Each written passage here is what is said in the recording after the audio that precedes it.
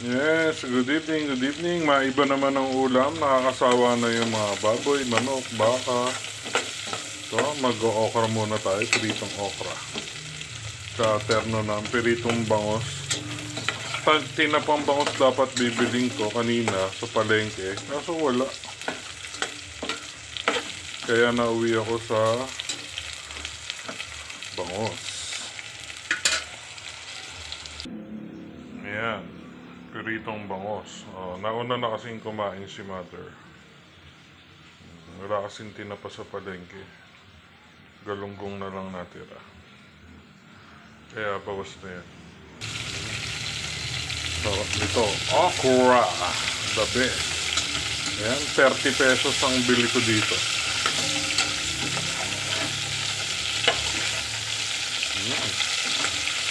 Kinakain ko lang siyang ganyan. Sarap. Magkano pirito?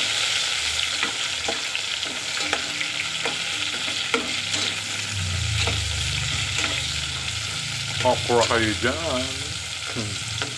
Yes, good evening everyone. Yan, malapit na siyang maluto. Diba? Shoutout sa inyong lahat. Ayan, ang aking menu. Okra. Good evening everyone.